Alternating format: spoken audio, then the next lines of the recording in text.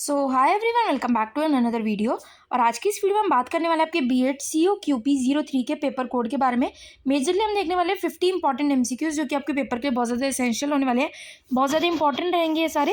And because आपका syllabus में already ही पहले डिस्कस कर चुकी हूँ, ये आपका पूरा सिलेबस है बीएड का, and that is of teaching aptitude, GK, mathematics, science, environment, ये आपके सारे मेजर ऑफ द थिंग्स आएंगी। बहुत बच्चे मुझसे कमेंट्स में एक चीज़ ज़रूर पूछते हैं कि मैम जनरली जो है इंग्लिश जो ये है या फिर जो भी आपका सिलेबस है वो ग्रेजुएशन रिलेटेड होगा, 12th रिलेटेड होगा, 10th रिलेटेड होगा। तो एक चीज़ याद रखना, बिकॉज ये जो है आपका वो है CUET PG।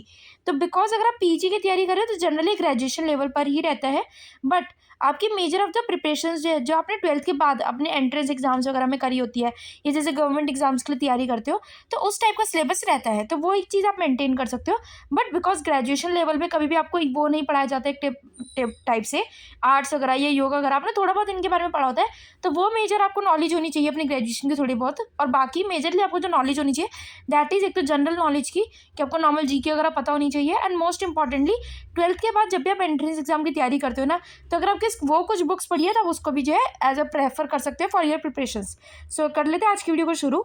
और ये हमारे इंपॉर्टेंट MCQs है, आंसर्स में आपको शो भी करने वाले हैं और कुछ कुछ आंसर्स जो है आपको वो कमेंट्स में भी बताने होंगे। So first question we have is teaching aptitude में, which are the following is an essential quality of good teacher. Good teacher की एक एसेंशियल क्वालिटी कौन सी होती है? तो 4 ऑप्शन है और आपको पता ही होना चाहिए, punctuality is a good teacher essential quality, क्योंकि स्ट्रिक्टनेस या फिर पार्शियलिटी या फिर शॉर्ट टेम्पर होना। शॉर्ट टेम्पर इज समवन जो कि बहुत जल्दी गुस्सा आ जाता है, जिसको ये बहुत जल्दी उसको जो है दूसरे को जैसे कहते हैं ना मारना या कुछ करना, वो चीज़ें शुरू हो जाती हैं। Then we have is what is the primary role of a teacher in learner centred classroom.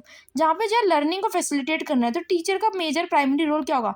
Lectures deliver करना, पनिशमेंट्स देना, फैसिलिटेट करना लर्निंग, या फिर कंट्रोल करना स्टूडेंट्स को। सो दैट इज कि फैसिलिटेट करना लर्निंग को।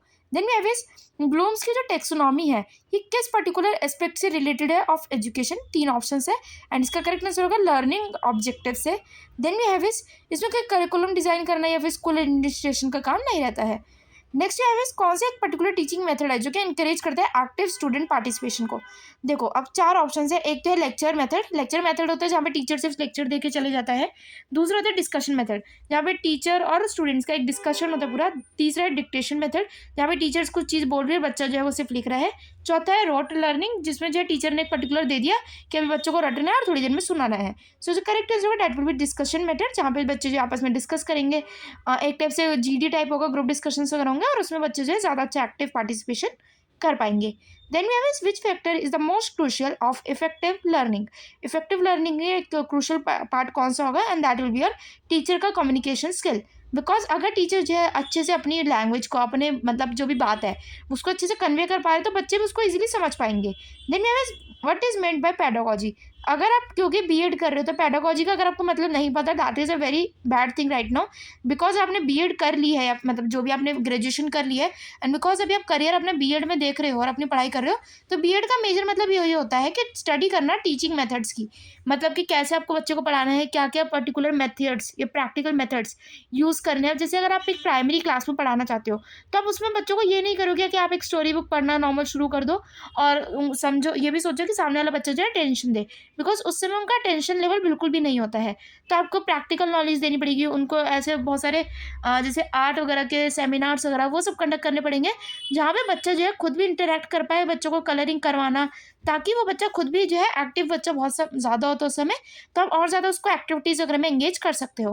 तो ये सारी चीज़ें जो है करवानी, और इसको जो जनरली बोलते हैं पेडागोजी, जहाँ पर जो है आप एक टीचिंग मेथड्स की स्टडी करते हो। एंड बीएड का मेजर पर्पज़ ही यही होता है। बीएड का मतलब ये नहीं होता कि आपको सिलेबस रटवाया जाएगा या कुछ, जनरली आपको ये बताया जाता है कि आप कौन कौन से ऐसे डिफरेंट मेथड्स को यूज़ कर सकते हो बच्चों को पढ़ाने के लिए इन द स्कूल या फिर in any type of study, या फिर किसी भी एरिया में जहाँ पे पढ़ाना चाहते हो या बच्चों को जो है करियर सेट करना चाहते हो।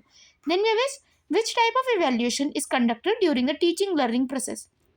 टीचिंग लर्निंग प्रोसेस में कौन सा एक जो इवेल्यूशन मेथड है वो कंडक्ट किया जाता है? That is formative education. Next हमारे पास है व्हाट डज एंड्रोगॉजी रेफर टू। एंड्रोगॉजी का मतलब क्या होता है? 4 ऑप्शन है, टीचिंग चिल्ड्रन, टीनेजर्स, एडल्ट्स, या फिर डिजेबल्ड स्टूडेंट्स। एंड एंड्रोगॉजी का मतलब होता है टीचिंग एडल्ट्स। एडल्ट्स जनरली जो एज आती है that is around and around 21-22 के अराउंड में, दैट इज़ जनरली बच्चे जो है इस समय ग्रेजुएशन वगैरह अपनी कर रहे होते हैं, ग्रेजुएशन या पोस्ट ग्रेजुएशन, जो कि इस समय आप करने की सोच रहे हैं या फिर आप कर चुके हो। नेक्स्ट अगर हम बात करें, which teaching aid is most effective in science classroom. जैसे साइंस का अगर क्लासरूम है तो उसमें सबसे ज़्यादा इंपॉर्टेंट कौन सी एक चीज़ हो सकती है, and chalk and duster, flash cards या फिर models and experiments. So science class हो रही है तो वहाँ पे मॉडल्स और एक्सपेरिमेंट्स तो होने ही चाहिए ताकि आप बच्चों को जो एक अच्छा लर्निंग एनवायरनमेंट प्रोवाइड कर सको। नेक्स्ट है कौन सा टाइप ऑफ मोटिवेशन है is driven by external rewards. External rewards में जनरली होता है एक्सट्रिंसिक मोटिवेशन जो कि जनरली दी जाती है स्टूडेंट्स को। Then you have is general knowledge का क्वेश्चन है, और ये बिकॉज पता है मुझे बहुत बच्चों को होंगे कि जिनको नहीं भी पता होंगे। तो सबसे पहले फादर ऑफ मॉडर्न एजुकेशन, बहुत इंपॉर्टेंट हिस्ट्री का क्वेश्चन है आपके पास। इंडियन एजुकेशन के फादर कौन रहे, मॉडर्न एजुकेशन के कौन जो है फादर है, दैट इज जॉन डेवे। इनका आप मतलब ना बहुत सारी चीज़ों में नाम पढ़ोगे इनके, मतलब बहुत सारी ऐसी रिसर्च, बहुत सारे ऐसे एजुकेशन के तौर पे इन्होंने जो बहुत सारे काम किए हैं, तो इनका बहुत चीज़ों में आपको नाम जो है सुनने को मिलेगा। अगर आप बीएड के और किसी पर्टिकुलर एग्जाम की तैयारी भी कर रहे हो, और अगर मैंने उस पर्टिकुलर पेपर की जो है इस चैनल पे वीडियो डाल रखी है, तो हर वीडियो में देखना है एक बार आपको जॉन डेवे का नाम जो है ज़रूर मिलेगा। और ट्राई करना है अगर आप बीएड की तैयारी कर ही रहे हो तो आप और भी बाकी सारी बीएड के जितने भी पर्टिकुलर कोड के ऊपर मैंने वीडियोज़ बना रखी हैं वो देख लेना, बिकॉज वो आपको बहुत ज़्यादा बेनिफिट करेंगी। Next we have is which is the oldest university in India. India में कौन सी ओल्डेस्ट यूनिवर्सिटी, और ये सबको ही पता होनी चाहिए। इसमें दिल्ली यूनिवर्सिटी का नाम तो बिल्कुल भी मत देना, इसका करेक्ट आंसर होगा नालंदा यूनिवर्सिटी। एंड इसको बोला जाता है कि इसको और ज़्यादा सफाई वगैरह या फिर बहुत सारी चीज़ें में रेनोवेशन वगैरह भी अब कर रहे हैं। नेक्स्ट है कौन सी एक बुक है जो कि लिखी गई है बाय एपीजे अब्दुल कलाम। इसका आंसर अगर ना भी पता तो बहुत ज़्यादा दिक्कत की बात नहीं है, बट स्टिल एक याद रखने के लिए पेपर के लिए अगर आ जाए बाई चांस तो याद रख सकते हो, and that will be wings of fire जो कि लिखी गई है by APJ Abdul Kalam. Next we have is who won the which movie won the best film award at Oscars in 2023। तो रिसेंट की जो भी है वो आप एक बार याद कर सकते हो, इस टाइप के क्वेश्चंस बन जाते हैं। एंड इसलिए मैंने आपको डाला है कि ताकि आपको पता चल सके कि इस टाइप के क्वेश्चंस भी आ सकते हैं अवार्ड्स वगैरह से रिलेटेड। तो क्योंकि आप सिर्फ बीएड की कर रहे हो तो आपको लगेगा टीचिंग से रिलेटेड ही आएंगे, तो वो नहीं है। थोड़े बहुत अवार्ड वगैरह के बारे में भी पढ़ सकते हो अगर आप पढ़ना चाहो, but measure of the focus करना कि आप बाकी जो भी इंग्लिश है, मैथमेटिक्स है, साइंस है, इसमें ज़्यादा ध्यान देना, बिकॉज जीके एक ऐसा वास्ट सब्जेक्ट है कि आप अगर आज इसके बारे में पढ़ लोगे तो हो सकता है अवार्ड्स के ऊपर कोई भी क्वेश्चन भी ना बने और किसी एक पर्टिकुलर डे पे बन जाए कि international women's day, international men's day, या जो भी पर्टिकुलर डे है वो कब मनाया जाता है। तो बहुत सारा वास्ट टॉपिक है जीके का। तो अगर आपको लगता है कि अभी आपको नहीं आता है जीके इतना तो उसको आप स्किप भी कर सकते हो, बट हाँ बाकी चीज़ें ज़रूर पूरे अच्छे से याद रखना। यूनेस्को का हेडक्वार्टर, और हेडक्वार्टर मोस्ट ऑफ द का लाइक WHO का हेडक्वार्टर आपको पता होना चाहिए, वर्ल्ड हेल्थ ऑर्गेनाइजेशन का हेडक्वार्टर, जो कि आपको कमेंट्स में मुझे बताना है। यूनेस्को का जो हेडक्वार्टर है that is in Paris. Next ये है जेनेवा में भी एक हेडक्वार्टर है, और अभी मैंने क्वेश्चन भी पूछा आपसे तो वो आपको एक हिंट भी मिलना चाहिए उसके लिए। नेक्स्ट है who was the first education minister of independent India. First education minister पूछा है, ये बात याद रखना। राजेंद्र प्रसाद वगैरह मत बोलना, क्योंकि जो मतलब कई बच्चे सोचेंगे प्रेसिडेंट या प्राइम मिनिस्टर पूछा है, हमने तो इनका नाम सुना हुआ है, इनका नाम पे टिक कर देते हैं। तो फर्स्ट एजुकेशन मिनिस्टर पूछा है, and that will be your Maulana Abdul Kalam Azad. Next है Nobel prize in literature is awarded for. Literature में नोबेल प्राइज किस चीज़ के लिए मिलेगा? साइंटिफिक डिस्कवरीज के लिए तो नहीं मिलेगा बिकॉज वो साइंस का होगा। पीस एफर्ट्स के लिए भी नहीं मिलेगा। आउटस्टैंडिंग लिटरेरी वर्क क्या होता है? जो कि लिटरेचर का वर्क करते हैं, और उन्हीं को मिलेगा Nobel prize in literature. So that will be outstanding literary work. बहुत ईजी क्वेश्चन है, जनरली इस टाइप को क्वेश्चन पेपर में नहीं आएंगे। Next is who directed the movie Taare Zameen पर। इस टाइप के क्वेश्चन जनरली बनना बहुत ही कम चांसेस है। स्टिल आपके पास क्वेश्चन है कि कौन किसने पर्टिकुलर तारे ज़मीन पर डायरेक्ट करी थी, and that will be your Aamir Khan. Next हमारे पास क्वेश्चन है now which is the highest civilian award in India. ये क्वेश्चन 101% पता होना चाहिए, और ये तो ऐसी चीज़ भी नहीं आपको याद रखने की चीज़ नहीं है, क्योंकि आपको पहले से ही पता होना चाहिए। 4 ऑप्शन है, भारत रत्न, पद्म भूषण, पद्म विभूषण या फिर अर्जुना अवार्ड, और इसका जो करेक्ट आंसर होगा that will be Bharat Ratna. Next we have is which institution in India is responsible for conducting the NEET exam. NEET exam को जो है किस पर्टिकुलर जो है जगह इंस्टीट्यूशन से कंडक्ट किया जाता है। सो कौन सा एक पर्टिकुलर जो है इंस्टीट्यूट जो कि रिस्पॉन्सिबल है फॉर द नीट एग्जाम्स के लिए, CBSE, NTA, UGC या फिर AICTE। सो बहुत से बच्चों को तो पता ही होगा, बट स्टिल कई बच्चे जिनका कोई इंटरेस्ट नहीं है इसमें उनको नहीं पता होगा, and that is NTA, national testing agency. इसकी फुल फॉर्म भी पता होनी चाहिए। Central board of senior education that is CBSE की फुल फॉर्म है। UGC के I think universal grant commission कुछ ऐसी है, university grant commission something like that. वो आप मुझे एक बार कमेंट्स में कंफर्म कर देना। एंड AICTE इसकी आपको कमेंट्स में मुझे बतानी है फुल फॉर्म क्या है। नेक्स्ट है हमारे पास question now that is in mathematics. जो कि है हमारा first of all what is the LCM of 12 and 18। 18 और 12 का जो है एलसीएम क्या होगा, ऐसा एक नंबर जो कि दोनों को जो है इजीली डिवाइड कर देगा, वो आपको बताना है generally. That will B 36, because दोनों की टेबल में जो है 36 आता है। अगर आप देखोगे 18 की टेबल में, अगर आप देखोगे नहीं 18 36 तो नहीं आता है, बट बिकॉज दोनों को अगर आप जो है आपस में एलसीएम निकालोगे 12 और 18 को रखे, तो पहले अगर आप 2 से भी निकालोगे तो यहाँ पे 6 बच जाएगा और एक जगह आपका 9 बच जाएगा। फिर उसके बाद आप 3 से निकालोगे तो 2 बच जाएगा और 3 बच जाएगा, और इन चारों नंबर को जो आपके पास आए उनको मल्टीप्लाई करके आपके पास आंसर आ जाएगा। नेक्स्ट है this what is the square root of 144 114 का 144 का किस चीज़ का एक स्क्वायर रूट है, किस नंबर का है। 10 का स्क्वायर रूट होता है 100, 12 का होता है 144, 14 का होता है 196 और 16 का होता है 256 समथिंग अराउंड दैट। तो वो आप याद रख सकते हो और इसका करेक्ट आंसर हो जाएगा 12। नेक्स्ट ये है विस अ ट्रेन जो है वो कवर करती है 90 किलोमीटर इन 1.5 आवर्स। सो स्पीड क्या है हाँ ट्रेन की। सो ट्रेन ने क्योंकि 90 किलोमीटर्स अगर आप देखोगे, देखो 90 किलोमीटर्स इन्होंने कितने टाइम में किया 1.5 आवर्स। 1.5 आवर्स का मतलब होता है 1.5 घंटे में, और 1.5 घंटे का मतलब होता है 90 मिनट्स में। अगर 90 मिनट्स में 90 किलोमीटर पार किया तो पर किलोमीटर कितने मतलब कितना क्या, देखो अगर हमने डायरेक्ट निकाल लिया 90 मिनट्स में 90 किलोमीटर, 10 मिनट में कितना किया उन्होंने 10 किलोमीटर। हमारे को निकालना है 1 घंटे का, 10 मिनट में अगर 10 किलोमीटर किया तो 60 मिनट में कितने करेंगे 60 किलोमीटर। 60 मिनट कितना होता है 1 घंटा, और आपका इजीली आंसर आ गया 60। Next you have is what is the 15% of 200। Percentage निकालना बहुत ईजी हो जाएगा आपके लिए, जस्ट 15 डिवाइडेड बाय 100 इंटू 200 कर देना। 15 डिवाइडेड बाय 100 करोगे और डिवाइड बाय 200 करोगे तो डबल जीरो से जो है मैं एक बार दिखा देती हूँ आपको कैसे कर सकते हो। 15 ऐसे आप 15 लिख दिया आपने, डिवाइडेड बाय 100 कर दोगे। किसी का भी एक परसेंटेज होना तो जस्ट नीचे डिवाइडेड बाय 100 कर देना।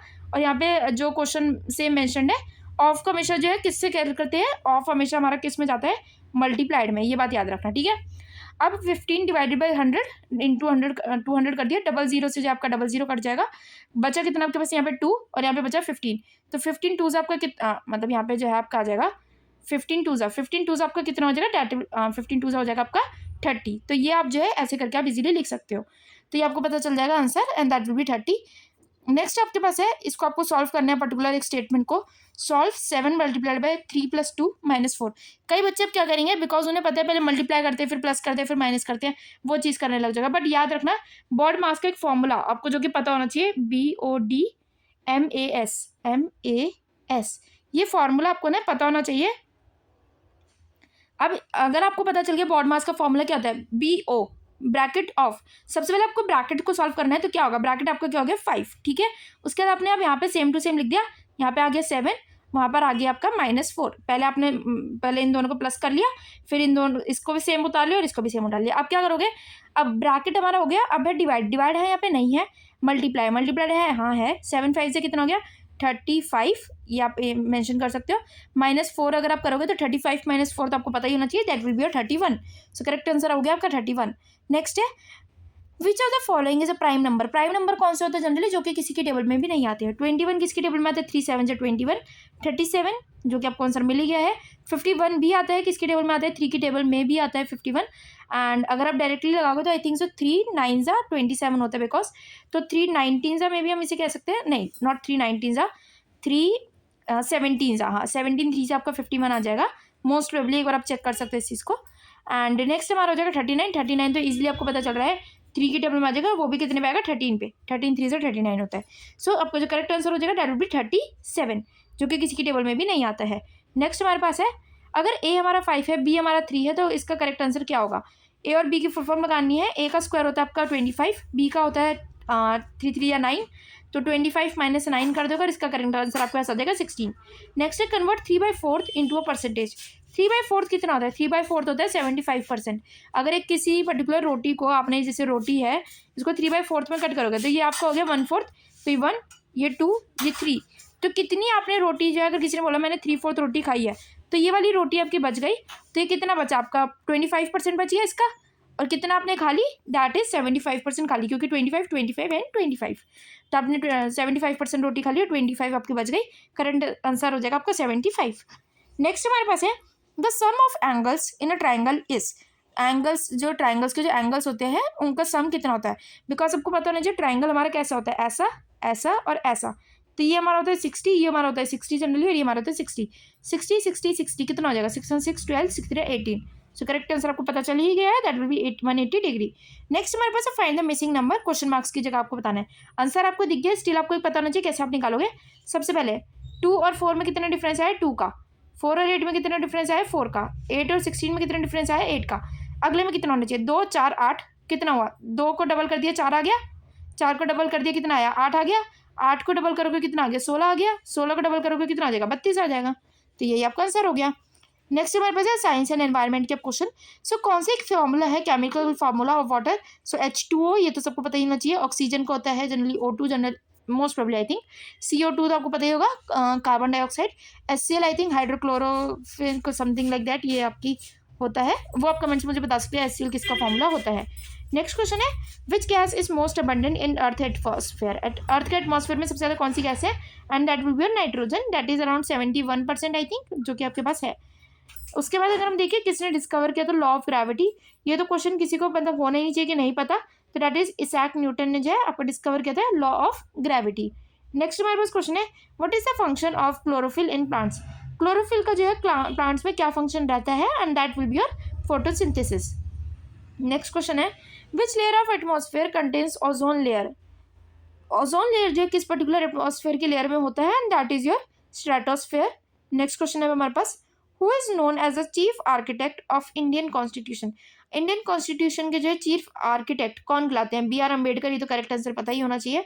Next is which is the latest democracy in the world. Largest democracy कौन सी है वर्ल्ड में, and that will be India. Next हम देख लेते हैं question, that will be our question number 38 now. Next question now we have is who was the first prime minister of India. So India के जो first prime minister थे वो कौन थे। 4 ऑप्शन है आपके पास, और इसका जो करेक्ट आंसर होगा that will B Jawaharlal Nehru. Rajendra Prasad answer मत देना इसका, बिकॉज पता होना चाहिए कि वो क्या थे फर्स्ट इंडिया के, तो ये मुझे कमेंट्स में और बता देना मुझे, बिकॉज बहुत से बच्चे होंगे राजेंद्र प्रसाद भी आंसर दे रहे होंगे। नेक्स्ट है what is the capital of Uttarakhand. Also एक चीज़ बता दूं मैं, बिकॉज ये थोड़े से इजी लेवल के आपको क्वेश्चंस लग रहे होंगे, दैट इज ओनली बिकॉज आपको एटलीस्ट ये समझ आ सके, अगर आप इसमें से जो है 45 आंसर्स अपने ठीक कर रहे हो तो ये बात मान के चलना कि आपका बेसिक्स तो बिल्कुल ही क्लियर है। नेक्स्ट ये जैसे कि कैपिटल उत्तराखंड की क्या है, बहुत कम बच्चों को ये पता होगी, बिकॉज कैपिटल वगैरह ज़्यादा याद नहीं रहती है, and that is Dehradun. Next है which movement was led by Mahatma Gandhi 1942। पता होनी चाहिए, बहुत अच्छे से पता होनी चाहिए 1942 में कौन सी एक मूवमेंट थी जो लेड की गई थी by Mahatma Gandhi, that is quit India movement. Next है हमारे पास 41 question, that is who is known as the nightingale of India. India की नाइटिंगेल कौन कहलाती हैं, Sarojini Naidu. Then we have is who won the FIFA World Cup in 2022। इस type के question आने के चांसेस कम लग रहे हैं मुझे थोड़े, but that is Argentina still. Next we have is which Raga is traditionally sung in the morning। कौन से रागा जो है जनरली मॉर्निंग में संग किया जाता है, मतलब गाया जाता है, and that is Bhairav. Next we have is who is known as the flying Sikh of India। Flying Sikh तो सबको ही पता होना चाहिए, that is Milkha Singh. Next है which Indian won the first individual Olympic gold medal. कौन किसने जीता था first individual Olympic gold medal, and that will be your Abhinav Bindra. किस स्पोर्ट्स में जीता था आपको मुझे ये कमेंट से बताना है। नेक्स्ट है which Indian classical dance form originates from Tamil Nadu. ये टाइप के क्वेश्चन बहुत आते हैं, चारों के याद कर लेना। कथक कहाँ से ओरिजिनेटेड है, भरतनाट्यम, उड़ीसी तो पता ही होना चाहिए, बहुत पता ही होगा, एंड कुचिपुड़ी ये कहाँ का है। Correct answer is Bharatanatyam, Tamil Nadu का। और बहुत से बच्चे होंगे भरतनाट्यम को जो यूपी का, बिहार का, इन जगहों का मानते हैं। Next we have is which famous Indian musician is known as the sitar maestro. And इनका नाम ज़रूर पता होना चाहिए, बिकॉज बहुत से पेपर में मैंने देखा ही है, and that is your Ravi Shankar. Next we have is question number 48 कौन सा योगा पोज है जिसे हम जो ट्री पोज भी कहते हैं।